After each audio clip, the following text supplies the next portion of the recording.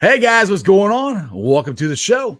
This is Sports with Strawberry Ice. I'm your host, Jeff Trunapole. And as always, I'm bringing you sports from a West Side point of view right here in the great city of Cincinnati, Ohio, home of the Cincinnati Bearcats. All right, guys, if you found the show, do me a favor, smash that thumbs up, hit that like and subscribe button. I am up to 659 subscribers. That is awesome. Let's keep it rolling. Try to help me out. Give me the 700 as fast as we can. Now, most of you know, but some of you may not know. This show and every show is brought to you by T Properties. T Properties, quality housing for quality people. Check out their website at www.tpropertiesllc.com for all your rental property management needs and your rental needs. All right, guys, if you watched the show before, I got a new microphone and I'm putting it closer to my mouth. So let me know if it sounds better, it sounds terrible, whatever. I need your feedback to let me know. All right, let's get into this. Now, the title is Carlos Dunlap is not happy. Well, apparently he's not going to start Sunday. Carlos Dunlap lost his starting position and isn't happy of how he learned about the demotion. Now, since 2013 season, Dunlap has played 114 games for the Cincinnati Bengals. For 113 of them, he was a starter, and he put a streak together of 102 consecutive starts in that time frame. That has all come to an end. Apparently, Dunlap didn't know about it. Dunlap told reporters Thursday afternoon that he will not start on Sunday against the Ravens. He's essentially switching roles with Carl Lawson and will become a pass rusher on special teams and third down. Now, apparently, Carlos didn't find out until the starting roster or whatever was put up on the board. I'm not sure how you don't tell a guy like Carlos Dunlap, who's been a mainstay for this organization and just a great representative player for this organization, a great player. I don't know how you don't tell him. He's going, hey, we're going to try something different. You know, you haven't been as good as you were, or maybe you lost a step or something. Have a conversation with the man and tell him you're not starting. I mean, he's not going to be happy either way, but I know myself, I would rather somebody come and talk to me face-to-face than, sheepishly put it up on the board and you got to find out that way. So that's now they did that to Andy Dalton last year too. I mean, I don't think they told him he wasn't starting until the reporters came and asked him, if I remember right. So I'm not sure. This is a pattern that Zach Taylor does, and I don't like it. It's not very good, especially to our veteran players who've been here, gave us their blood, sweat, and tears. So, it's sad because Carlos Dunlap, AJ Green, these are like the last guys of that great run. And to me, it was a great 5-year run. Yes, we did not win a playoff game, but for 5 consecutive years, the Bengals were a consistent winner. And that's the most consistent winning this organization has ever had in that spot. So for him to still be here and AJ still be here and kind of watching them, to me, it looks like they're diminishing. I mean, Carlos Dunlap, he had a good game against the Eagles last week. And I said that on our Bengals show Monday, that he wasn't there. Now the week before against the Eagles, Carl Lawson, there, hold on, there's someone else. I'll put your question up here. But yeah, Carl Lawson is the one who's going to start over Dunlap. Now, Dunlap is still going to play. It's not like he's not going to play at all. He's going to play. And this might help Carlos because he might not be able to go every down anymore. I mean, he's in his 30s, and I've said this before, football is hard. Football is a really hard sport on your body. Everybody knows that. When you hit 30 in your 30s, you start losing stuff and things happen. But I think this could help Dunlap not being in there in every down. He might be getting a better opportunity to get sacks, and put pressure on it and be, a better won't say better player, but more important, more efficient for the Bengals, on third down than every down. Now, Carl Lawson has had a very good season so far. Jeremy, my boy, agree with the decision, but he deserves to be sat down and told man to man. Exactly. Yeah, that's that. And like I said, I don't like it. I don't like it because it's not the first time that Zach Taylor has done this. He did it, like I said, with Andy Dalton last year. If I remember right, I could be wrong, but I'm pretty sure he didn't tell Andy. I think Andy found out, from the reporters, and that's not the way you find stuff out. I mean, Zach, you are the head coach. You've got to talk to these guys. You've got to tell them, hey, we're going to go in a different direction. We're going to try something out. You got to step up and have a conversation with them. But like I said, get back to my point. I think this will help Carlos out, get him on third downs. It could prolong his career, because the thing is, if he gets more sacks and more pressures, that's going to be more money that he can, try to get in his next contract. So, but it's just sad that, like I said, being a Bengals fan and watching AJ and Carlos and just watch them this year and just not be what they were, And I talked about this, I think, in yesterday's show, an idea that somebody brought out. And like I said, the Arizona Cardinals are doing this with Larry Fitzgerald. It's trying AJ in the slot and see what happens there. It's an idea. It could, we could try it. And all right, if you're going to try Carlos in third down, why don't you try AJ in the slot and see what happens? Anyway, we got some other big news going on with the Ravens game coming up. Now, apparently, Lamar Jackson has missed his second day of practice. Now, doesn't mean he's not playing Sunday, but it's not a good thing. It's a good thing for the Bengals if he doesn't play. Their backup is RG3. Now, RG3 was good a while ago, but he had a lot of good one good year was Washington, and he had a lot of injuries and stuff. So, all right, Bob K. As the Ravens, there's nothing they fear about the Bengals other than AJ Green, not even Joe freaking Burrow. We're going to feast big. All right, Bob, that's cool. Hey, did you see Joe freaking Mixon last week? And I'm just saying, dude, if this is probably a pipe dream, but if our offensive line can give Joe half as much time as they gave him last week, Joe's going to destroy you. I'll tell you right now, Joe Mixon's going to destroy you. So we'll see. I'm not counting on it. I'm probably not going to pick the Bengals to win, but even if Lamar's still hurt, oh my goodness. Wow. Bob is throwing it down. So you think RG3, so I guess Lamar Jackson's not that good then if RG3 can do the same thing as, as Lamar Jackson. Nah. I forgot about Mixon. My bad. Yeah. Yeah. How'd you forget about him? FedEx Player of the Week, man. Come on. 3 TDs, 2 rushing TDs, 1 catching. Yeah. I mean, they finally got Mixon going. So yeah, the Baltimore, don't get me wrong. The Baltimore Ravens are a very talented and very good team. They're the best team on paper in our division. It's not even close. So honestly, the Bengals shouldn't be playing with them. But the way Joe Burrow plays, he can make up for a lot of stuff that the Bengals do not have, like for the offensive line. So we'll see here. Bengals report we got here. Hang on a second. Bengals chances increase with Lamar out. Yes, they do. And like I said, I don't know if he's out or not. I know he hasn't. He didn't practice the last 2 days. So I don't know the status, for Sunday. I mean, they might not even let you know till game time, to be honest.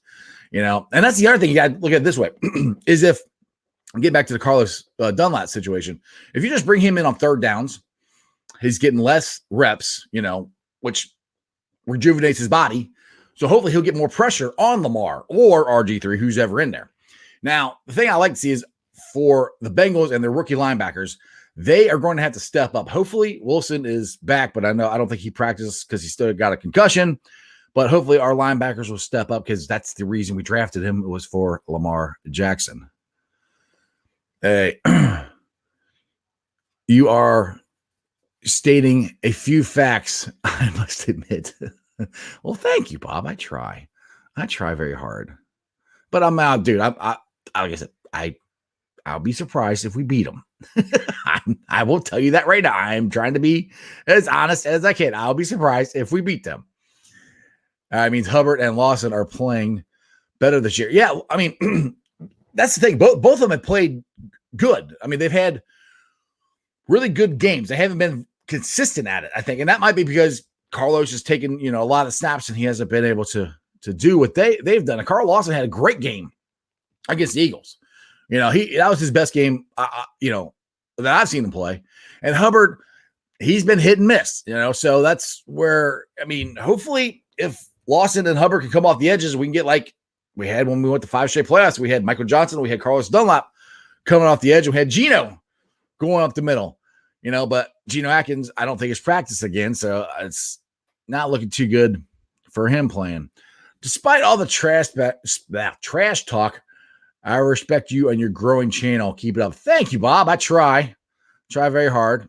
Yeah, I appreciate it. Like I said, I bring it. Let's talk. That's what I'm trying to do it live for. I'll take any and all conversation on.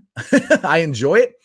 But I am an optimistic person when it comes to the Bengals, but sometimes you have to be realistic. I don't think they're going to beat them, but just the one hope I have, and that's with Lamar in or RG3 in. If for some reason our offensive line can play anywhere close to what they played like last week against Jaguars, we've got a shot to win this game. Now, Jacksonville is horrible. The Ravens are way more talented than Jacksonville is. So the chances of that happening are not very good. So that's why I'm kind of like, I don't know. We'll see. It could happen. Hang on a second. What do you got, Bob? Screw the damn Yiners. The 49ers or the Squealers. Who are you talking about? I don't know who those are, bud. The Wisners? I don't know. I'm not sure what you're trying to say there, Bob, but if it's the Sucky Niners, then yes, that's what I call them because they beat us twice in the Super Bowl. Or if it's the Squealers, yes. And if it's the Brownies, if it's Brown, flush it down. And Jeremy Dane, I really want them at their best. I hope Lamar plays. Got to beat the best, or got to beat the best. You got to beat the best. Yeah, exactly. I agree with you, Jeremy. What you're referring to? Squealers. Wait, what'd you call them? Hold on, I gotta bring that up there, Bob, because I call them the Squealers, and you called them the Yiners. Okay, well, I would love to hear how you pronounce that because I don't know. But yeah, referring to the Pittsburgh Squealers, which, like I said, those, and Bob, you'll agree with me, those are cuss words that we shall never say on this show. And I keep hitting my microphone. Sorry about that.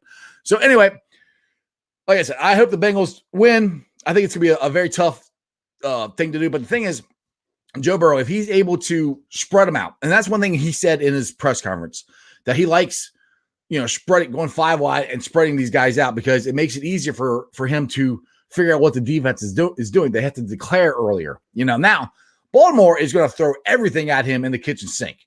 They're going to blitz package. They're going to zone blitz, all that stuff. So, and Joe knows it, and he's ready for it. He was very excited about it, to be honest.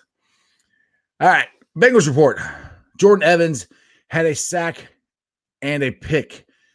Maybe he's turning into something. Yeah, maybe. There's a lot of, honestly, there's a lot of hope with the Bengals and these young players. They are making plays. They're getting better. I talked about Jonah Williams last week. Just watching that big dude get out on the edge and run on that, I think it was a sweep or screen play. I think it was mixing. I can't remember, but just getting him out there and seeing how athletic he is and how comfortable he's getting and knowing what he's supposed to do, So that's why I said, excuse me. That's why I said, as far as our offensive line goes, I'm not worried about our left tackle, our center, even our left guard. I think Michael Jordan, he's hit or miss, but I think he's done a decent job to where you can see improvement and seeing him getting better. Now, I got to give Bobby Hart credit. I gave him all kinds of crap this whole season. But once he had Redmond in there, he actually played pretty good. Now, I'm not saying by any means that, like I said, I keep saying our offensive line is not fixed. I still want a left tackle and a left guard next year. But, you know, those should be easy to fix. Like I said, for last year, there were so many things to fix.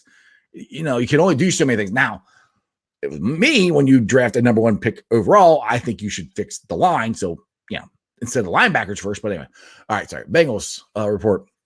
Bengals linebackers are getting better finally. Yeah, but they're injured too. We got a lot of injuries. So that, and like I said, Logan Wilson is one of them, which really irritates me because he played really good against the Eagles. That was like one of his best games that he's played, and he's been injured. What do I think of Drew Sample? Honestly, Drew Sample has impressed me to a point. He's been good on blocking schemes, and other times he's gotten blown up. Me and Jeremy talked about this on Monday's show. That should have been a touchdown that he threw, that Joe freaking Burrow threw to him. And that's something he's got to learn, I guess. Guys, the linebacker, Jax, didn't see the ball coming. If he catches the ball, if it high points it, catches it, keeps it up in the air, and that's all he's got to do. Get 2 feet down, plays over, it doesn't matter.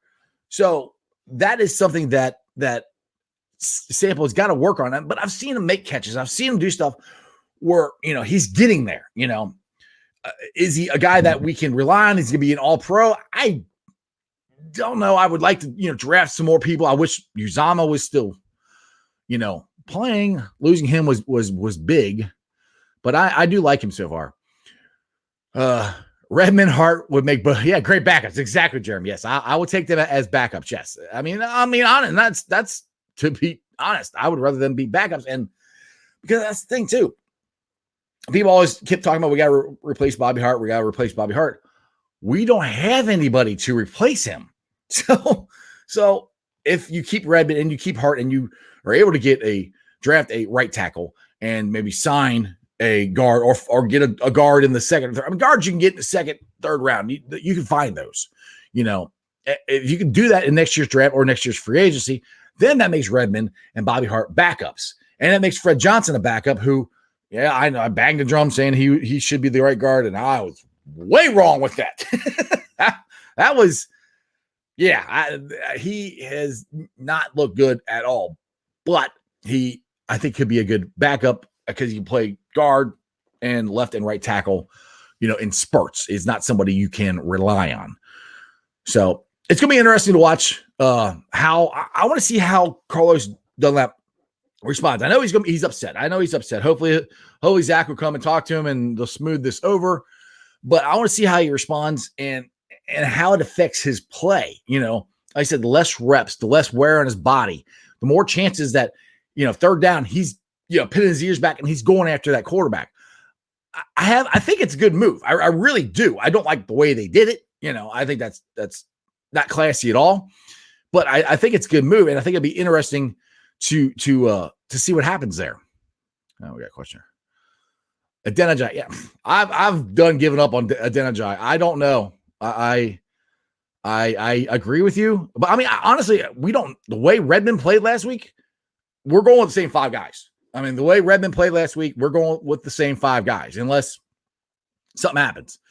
But Adenijai, if he didn't get in the first 3 games, he's probably not getting in now because Billy Price, Fred Johnson, they played terrible. And if he can't get in over those guys the way they played, he's not getting in this year.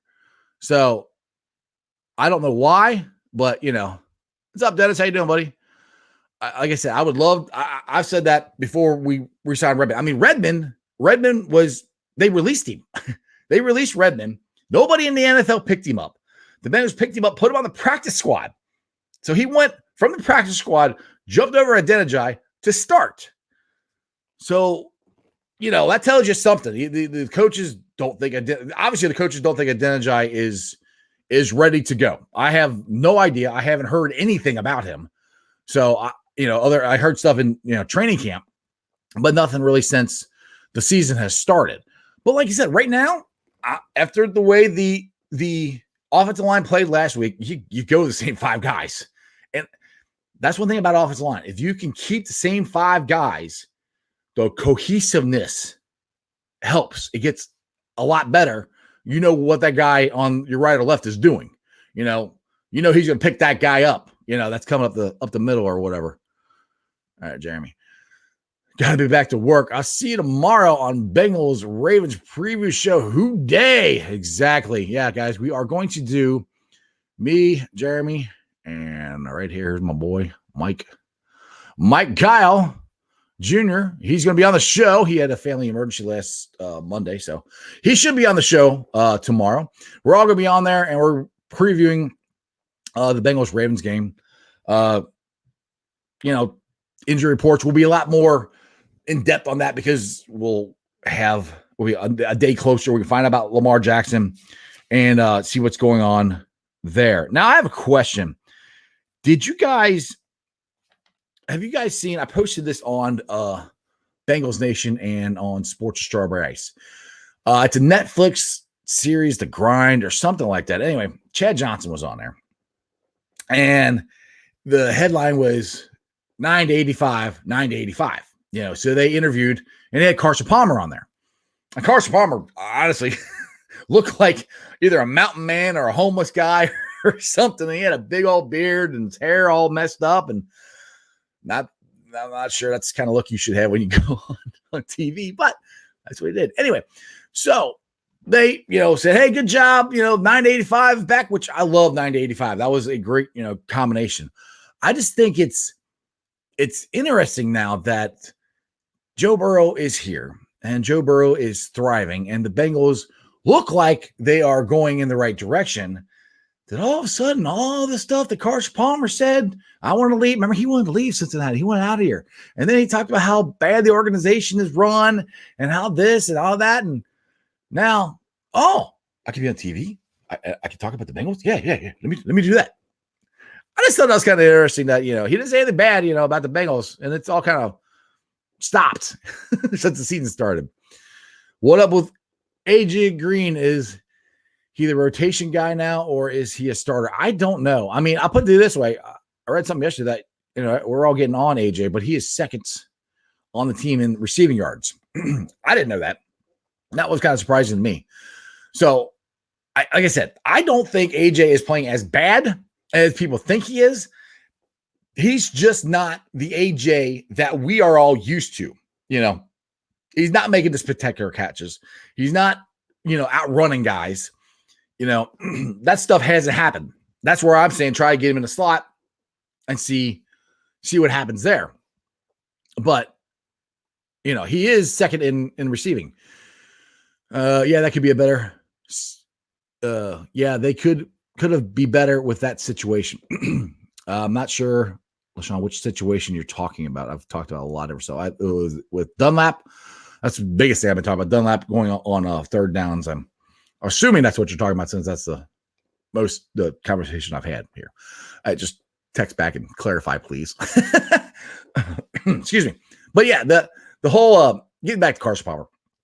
That just it was cool, but it irritated me, and it's like, okay, if Joe Burrow came here and fell flat on his face, which this guy right here never thought that was going to happen. I was toot my own horn about that because I was talking Joe Burrow up left and right all spring, all summer. I mean, ever since I've said when I saw him play in the Alabama game, I was like, that's my quarterback. That's who I want, because by then I knew our season was over and we had a chance to get the number 1 pick and yada, yada, yada.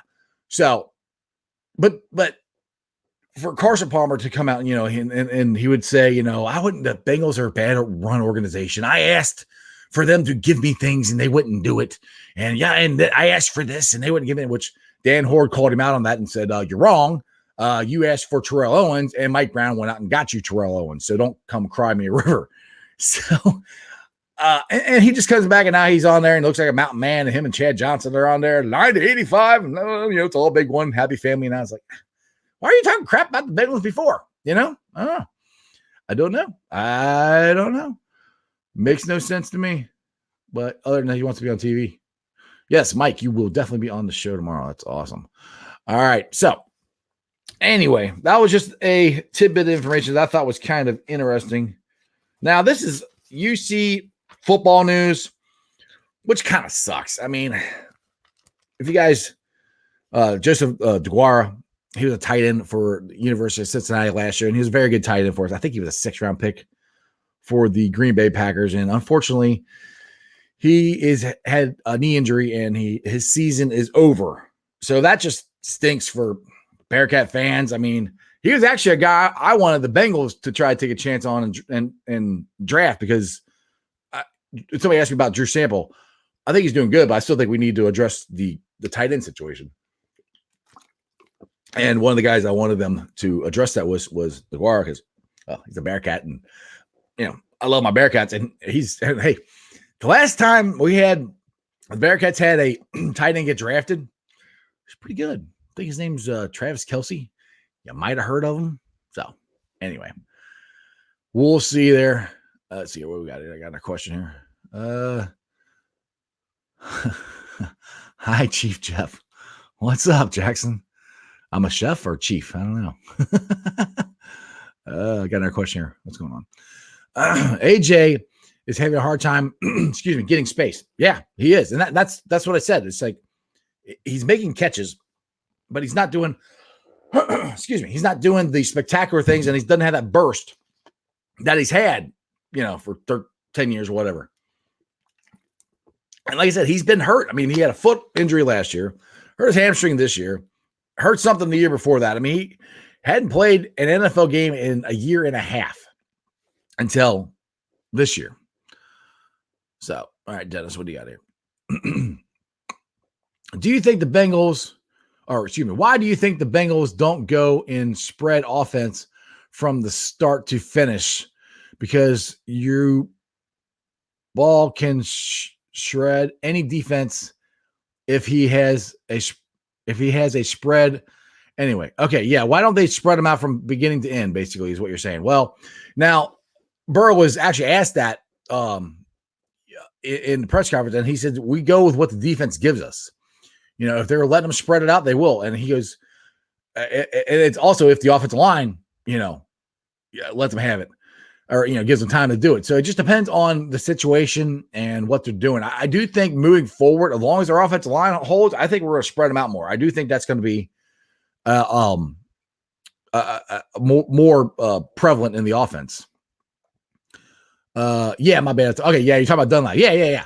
I do think. Yeah, thanks for clarifying. Yes. I do think it's gonna be a good thing for Dunlap. I think it could prolong his career, and it's gonna help the Bengals, because the biggest thing is with our defense, if you can get pressure on that quarterback, that helps your secondary. That any kind of pressure you get on that quarterback, it helps secondary get the ball out faster. So if Dunlap can be more effective on third downs, and Carl Lawson and Hubbard can bring it on first and second downs, I think it's a good move. Like I said, I don't like it. I don't like the way they did it. I don't understand why you can't have a conversation with one of your, oldest players, one of your veteran guys, one of your leaders, and just sit down. Hey, come to your office. Hey, we're thinking about doing this.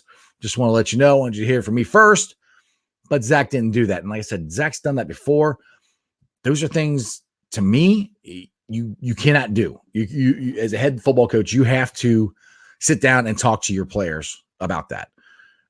So that's, like I said, that's really my only issue with it. I think it's a good move football wise, and just personally with, the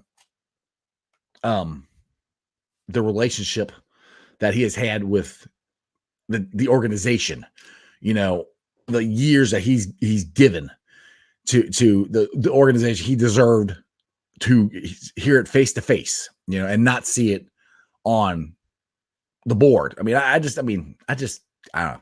That's just really, really dirty to do that. Okay. I got a question here. Actually, My cousin actually gave me this question, and I'm not on Reds country today, but it's a Reds question. See what you guys think. You can message me later on this one, but it's kind of interesting. Now, who was a better GM for the Reds? Was it Dick Williams or was it Uncle Walt Jocketty? Now, my response to that question was they both were good. Neither one of them are great because they didn't accomplish the ultimate goal. To me, Bob Quinn is one of the best GMs the Reds have ever had. He was the GM, brought Lou Piniella here, got Randy Myers here, got Billy Hatcher here, won the World Series. To me, that's one of the best GMs we had, and he wasn't here for very long. So I don't think they were bad GMs. I mean, my problem with Walt Jocketty was we brought him here because he came from St. Louis, and we wanted to run our organization like the Tweety Birds. Well, when he was here, we didn't exactly completely accomplish that, I think. And then now with Dick Williams, we were going to go with the new form of baseball and hitting home runs and, player shifting and all this stuff. And that hasn't really worked for us. So that's just a question to throw out there for, later on, you guys to discuss. Give me your thoughts. All right.